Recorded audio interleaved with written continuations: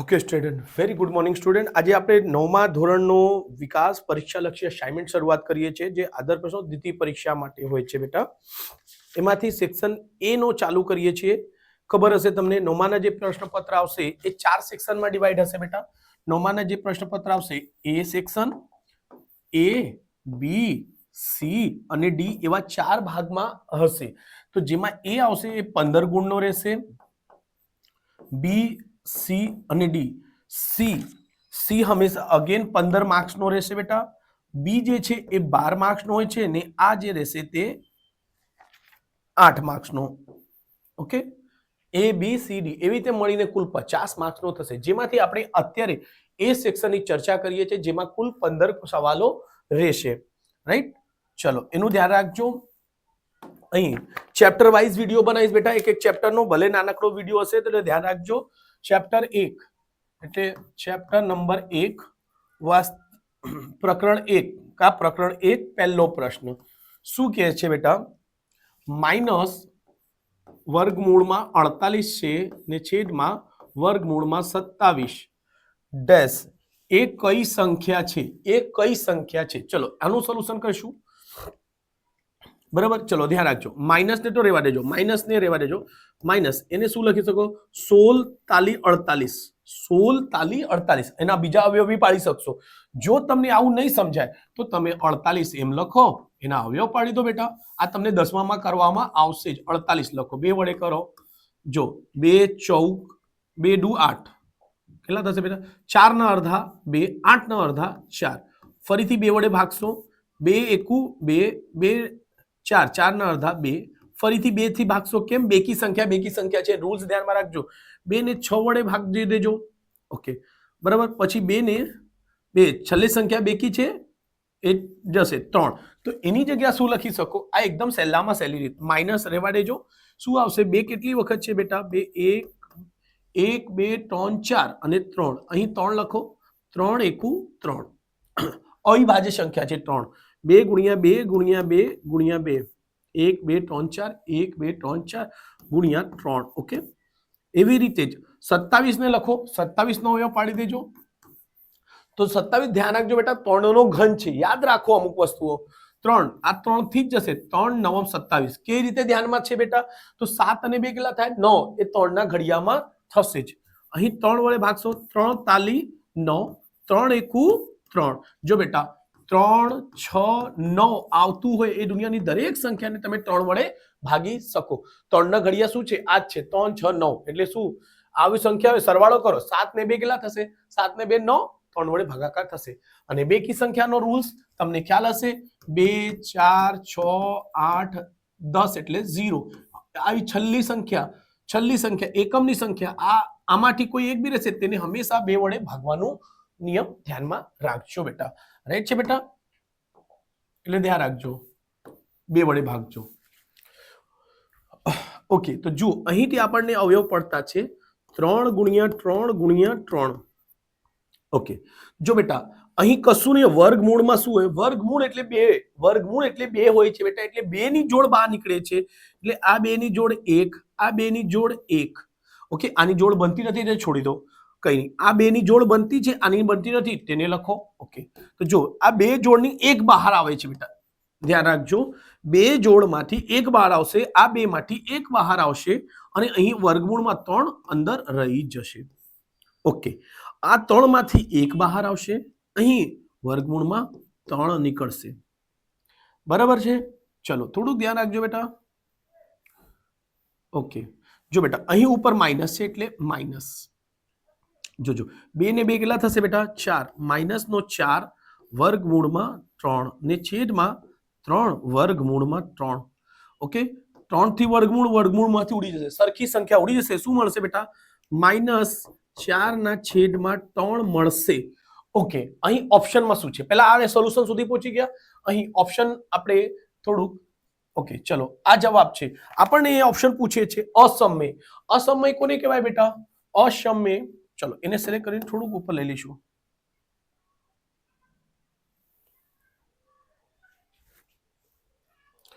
ચલો શું કે છે? Option A અસમય. બી કઈ છે બેટા? ઋણ પૂર્ણાંક સોરી ઋણ પૂર્ણાંક ઋણ પૂર્ણાંક ધન પૂર્ણાંક સમય A option B option C option D option असमय કોને કહેવાય એવી સંખ્યા જે વર્ગમૂળમાં હોય કઈ વર્ગમૂળમાં એને શું કહેવાશે અસમય તો સર અહીં અસમય તો બનશે જ નહીં કેમ વર્ગમૂળ દેખાતું નથી ઋણ પૂર્ણાંક સર ઋણ તો છે પણ ઋણ છે કેમ ઋણ છે કેમ કે માઇનસ છે પૂર્ણાંક એટલે પૂરેપૂરી સંખ્યા જેમ કે ખાલી 4 આવતે પૂર્ણાંક છે 3 આવતે પૂર્ણાંક છે બેટા આવી રીતે કોઈ પણ પૂર્ણાંક તો આ બી નીકળશે નહીં ધન પૂર્ણાંક આ બી નથી બેટા કેમ અપૂર્ણાંક છે આ કઈ છે 4 ના છેદમાં અપૂર્ણાંક હોય ધન પૂર્ણાંક નથી ઓકે ધનમાં છે જ નથી આ માઈનસ ઋણ છે પણ ઋણ અપૂર્ણાંક રહેતે તો ઓપ્શન સાચું બનતે બેટા સમય સંખ્યા એવી છે જે શું થાય છે બેટા p ના છેદમાં q નો સ્વરૂપે લખી શકાય આ તમને ખ્યાલ હશે દસમામાં બી આવશે બેટા આ વસ્તુ આ બધી જ વસ્તુ ધન ઋણ પૂર્ણાંક આ બધી દસમામાં આવશે એટલે તમે એને ધ્યાન રાખજો આ જ સાચું જવાબ છે આન્સર ડી સમય યાદ રાખજો આ આપણો આન્સર આવશે બેટા ચલો સ્ક્રીનશોટ રાખજો બેટા ચલો આપણે પૈટી ગયું એક ચેપ્ટર નો વિડિયો બનાવીશ બેટા એટલે ધ્યાન રાખજો ક્વેશ્ચન બીજો છે શું કે છે બીજો હા ચલો અહીં લખેલું છે બેટા આપણે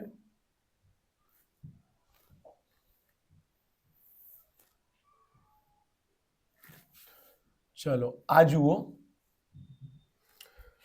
શું કે છે જો p અને q પૂર્ણ વર્ગ સંખ્યા હોય તો એ હંમેશા પૂર્ણ વર્ગ જ સંખ્યા થાય હંમેશા પૂર્ણ વર્ગ મળશે ચલો આ શરત આપી છે p + q અને 2p 4q અને અહીં p નો વર્ગ વત્તા q નો વર્ગ ઓકે અહીં છે a option b option C option અને આ ડી ઓપ્શન છે બેટા ચલો એમાં આપણે ધારીશું એટલે p બરાબર 1 લઈ લેજો અને q બરાબર 4 લઈ લેજો પૂર્ણ વર્ગની વાત કરે છે એટલે ધ્યાન ચલો અહીં મૂકીશું આપણે ટ્રાય કરો 1 વત્તા p ની જગ્યા 1 q ની જગ્યા 4 4 વત્તા 1 5 આ પૂર્ણ વર્ગ છે તો આ પૂર્ણ વર્ગ નથી ઓકે 2p 2 ગુણ્યા 1 2 એકુ 2 2 બી એ પૂર્ણ વર્ગ નથી ચલો q ની જગ્યા છે બેટા 4 જો અહીં 1 મૂકશો તો એ થશે બેટા 4 એકુ 4 4 એકુ 4 તો 4 શું છે પૂર્ણ વર્ગ છે 4 મૂકો q ની જગ્યા ચાલી રહી 4 14 16 સર પૂર્ણ વર્ગ દેખાતું છે ઓકે બીજું છેલ્લો બીટ ચેક કરીશું p a નો વર્ગ અને q કેટલા છે બેટા 4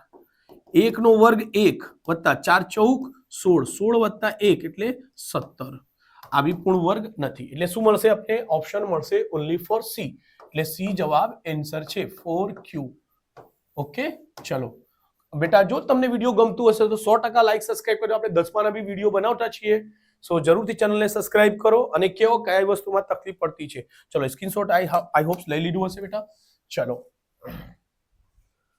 ઓકે ચલો નેક્સ્ટ પ્રશ્ન કરીશું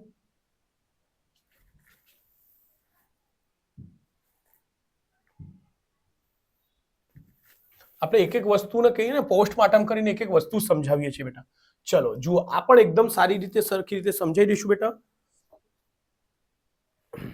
ચલો અહીં શું છે ક્વેશ્ચન 3 છે 2 વર્ગ વત્તા 6 રૂટમાં અને અહીં છે 2 વર્ગમૂળમાં 2 માઇનસ વર્ગમૂળમાં 6 જો બેટા આ એક સૂત્ર યુઝ થશે કયો સૂત્ર યુઝ થશે તો જો બેટા એ બધી વસ્તુઓને ભૂલી જાઓ અહીં સમજો આને આખાને ધારી લો a આ બધું શું છે a છે આ બધું b છે અહીં બી સર આ વસ્તુ a હતી સેમ વસ્તુ તો અહીં છે જો 2 વર્ગમૂળમાં 2 2 વર્ગમૂળમાં તો અહીં પણ a આવશે ઓકે વત્તાની નિશાની છે વત્તા વત્તા a વત્તા b અને વર્ગમૂળમાં 6 ને શું ધારી છે b તો અહીં પણ b આવશે સર b થઈ ગયું ખાલી અહીં આવે માઈનસ સર અહીં a + b આવ્યો ને a - b આવ્યો તો a - b અને a + b નો સૂત્ર કોનું બનશે તો અહીં સૂત્ર છે બેટા એ પ્લસ બી એક કાઉન્સમાં અને બીજી કાઉન્સમાં એ માઇનસ બી બનશે a નો વર્ગ માઇનસ b નો વર્ગ. મોસ્ટ આઈએમપી છે 10મા માટે આ સૂત્ર મોસ્ટ આઈએમપી છે બેટા, હા ધ્યાન રાખજો. 100% આના પરથી પ્રશ્ન પૂછાશે ને ઘણી જગ્યાએ યુઝ થશે, એટલે મોસ્ટ આઈએમપી છે એટલે ધ્યાન રાખજો. વર્ગનો 3 સૂત્ર છે, a પ્લસ બી નો વર્ગ પણ પૂછાય, a માઇનસ બી નો આખાનો વર્ગ એ પણ પૂછાય. હા ઓકે ચલો, તો અહીં a નો વર્ગ, એ શું છે બેટા, તો લખશો 2 વર્ગમૂળમાં 2 આખાનો વર્ગ માઇનસ a નો વર્ગ માઇનસ b નો વર્ગ. આ a plus B a minus B બરાબર શું થાય બેટા, a પ્લસ બી અને a માઇનસ બી બરાબર શું થાય, 8. ઓકે ધ્યાન રાખજો. બી કેટલો છે બેટા, વર્ગમૂળમાં 6 છે ને આખાનો વર્ગ છે. ઓકે 2 નો વર્ગ, 2 નો જો અહીં 2 છે, 2 દુ 4, વર્ગમૂળમાં 4 છે તો વર્ગમૂળ 4 ગુણ્યા 4, સોરી વર્ગમૂળમાં 2 હોય ને તો એને 2 વખત લખજો બેટા. એ શું થશે સર, વર્ગમૂળમાં 4, 2 ગુણ્યા 2 કેટલા થાય 4.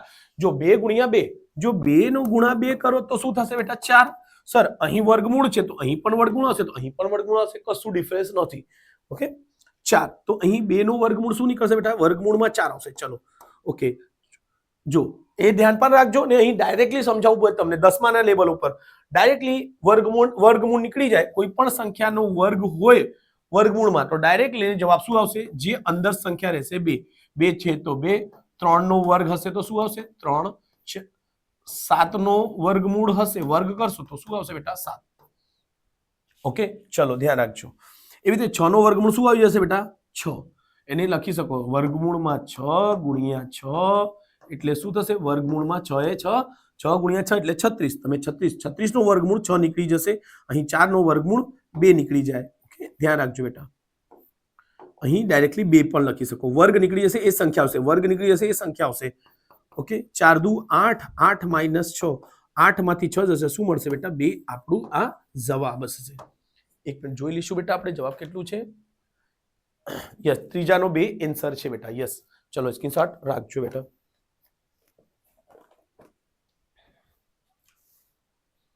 ચલો આ થઈ ગયું.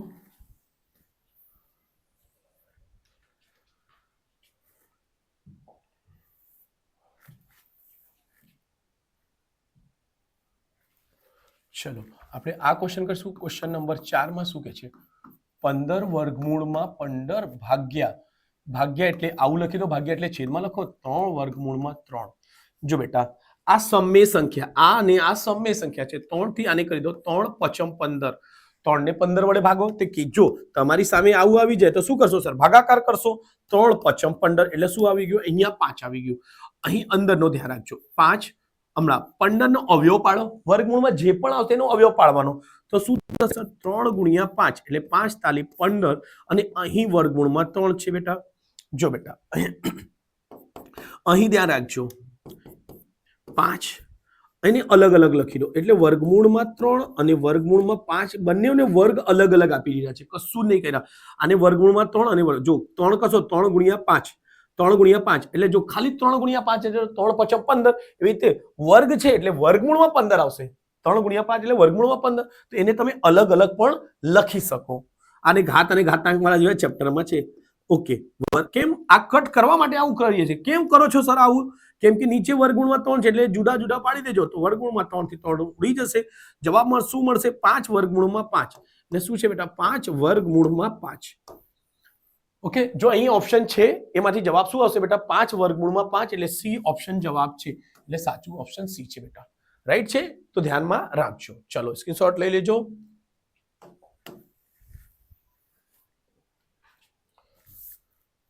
ચલો નેક્સ્ટ દાખલા છે બેટા, એટલે આવા ઘણા બધા દાખલા બેટા તમે 10મા પણ રિપીટ થશે, એટલે પ્લીઝ ધ્યાન રાખજો. ઓકે ચલો અહીં છે બેટા 5મો પ્રશ્ન, શું કે છે, 2 ની ઘાત 0 વત્તા 8 ની પણ ઘાત 0, અહીં 5 ની ઘાત છે 0. તો અહીં કોન્સેપ્ટ ધ્યાન રાખજો બેટા, 1 હોય 2 હોય 3 હોય 4 હોય, માઇનસ નો 1 હોય, માઇનસ નો 3/7 હોય, ગમે તે હોય, એની ઘાત જો 0 હશે, એની ઘાત જો 0 હશે તો એની બધાની કિંમત શું લખી શકશો 1. શું કીધું સર, કોઈ પણ સંખ્યા અંશવાળું હોય, દશાંશવાળું હોય કે ગમે તેવી સંખ્યા હોય, એ બધાની કિંમત શું થશે 1. બસ એનો યુઝ કરશું. 2 ની ઘાત 0 છે તો શું આવશે બેટા 1. સર 8 ની પણ ઘાત 0 છે તો 0 આવશે. યસ, આ કોન્સેપ્ટનો યુઝ કરીને યસ સર એક જ આવશે. એટલે આ તમે શું છે રીત યાદ રાખજો કઈ રીતે દાખલા બને છે. દાખલા ગોખણ પટ્ટી નહીં કરતા બેટા, કોન્સેપ્ટ સમજવાનો કરજો. જો તમને નહીં સમજાય તો પ્લીઝ મને તમે કમેન્ટ કરો, જણાવો કે કઈ વસ્તુ પ્રોબ્લેમ છે, એના ઉપર વિડીયો લઈને આવીશું આપણે. સર 5 ની ઘાત 0 તો 5 ની ઘાતની બી કિંમત 1 આવશે. યસ, રાઈટ વિચારો છો બેટા, સાચું વિચારો છો. 1 એટલે કેમ કે બધાની ઘાત 0 છે એટલે 1 + 1. હા, હમણાં ધ્યાન રાખજો. 1 + 1 એટલે 1 + 1, 1 1 ને 1 કેટલો સરવાળો થશે બેટા? 2. સરવાળો કેટલો થઈ જશે? 2 અને છેદમાં છે 1. અને દુનિયાની કોઈ પણ સંખ્યાને 1 વડે ભાગશો તો એને એ જ મળશે. શું મળશે બેટા? એને એ જ. આપણી જવાબ શું આવતું છે બેટા? 2. તો અહીં ઓપ્શન કયો સાચું થશે? એ ઓપ્શન આન્સર છે. ધ્યાન રાખજો બેટા. ચલો સ્ક્રીનશોટ લઈ લેજો બેટા.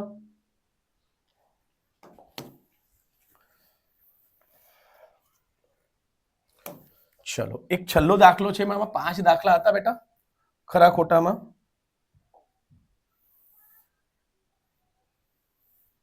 આવા અમુક પ્રશ્નો બેટા 10મા બોર્ડમાં બી પણ પૂછાય છે, એટલે ખાસ ધ્યાન રાખજો બેટા. હું 10મા વાળાને બી ભણાવું એટલે મને ખ્યાલ જ છે કઈ રીતે ક્વેશ્ચન પૂછાઈ શકે 10મા અને 9મા.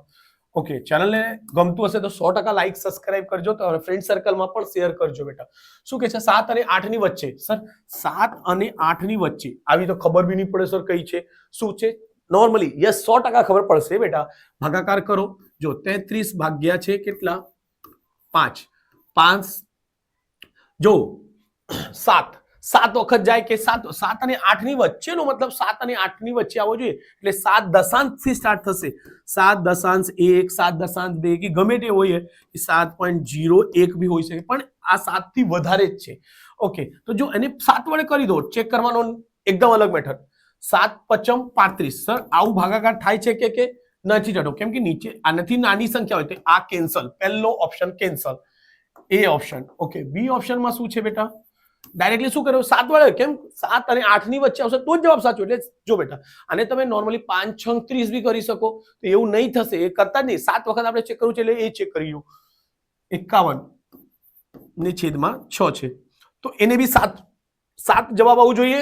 7 અને 8 તો 7 વડે કરો તો 7, એટલે તમે એવું કરશો ભાગાકારમાં 6 / 51 તો 7. 7 × 48. ઓકે, એક મિનિટ. 7 6 6 6 6 7 42, 6 8 48, 6 8 48, 48 થશે બેટા. તો જવાબ 8 કરતા મોટી જ આવશે. 8 કરતા મોટી થશે. આ પણ કેન્સલ થઈ ગયું, કેમ કે જવાબ 8 થી વધારે જ આવે છે બેટા. એ બી નહીં લેશો. ચલો સી ઓપ્શન ને ટ્રાય કરશું. સી ઓપ્શન છે 60 ના છેદમાં 7, એટલે 60 ને 7 વડે ભાગો. ઓકે, જો 7 વખત જવાબ ટ્રાય કરીશું. 7 × 7 = 49, 7 × 8 = 56, 7 × 8 = 56. આ પણ હજુ બી કટ નહીં થયો, એટલે દશાંશ 8 થી વધારે આવશે. અહીં પણ 8 દશાંશ થી વધારે આવશે, એટલે આ પણ કેન્સલ. ચલો છેલ્લો ઓપ્શન ભાઈ છે ડી ને ચેક કરીશું. 61 ના છેદમાં 8. તો જો બેટા, મતલબ એનો થશે 8 ભાગ્યા 61. 8 સતમ 56. ઓકે, જુઓ આ 7 દશાંશ આવતું છે બેટા. 8 સતમ 56, એટલે જવાબ શું થશે? સીધું ચેક નહીં કરતા, એટલે ભાગાકાર કરીને કહેવાનું નહીં, જવાબ આપણે લખી શકશો સર ડી ઓપ્શન એને સાચું જવાબ છે, જે છે 61 ના છેદમાં 8. આ આન્સર છે બેટા. ઓકે, ચલો આવી રીતે એક પહેલા પ્રકરણમાં એટલું જ હતું બેટા. ચેનલને કરી દેજો લાઈક, સબસ્ક્રાઇબ, અને ફ્રેન્ડ સર્કલને 100% બેટા કરજો, સપોર્ટ કરજો મને. મારું ચેનલ નવું છે એટલે હા, પણ ગણિત શીખવામાં આપણે નવું નથી હા બેટા.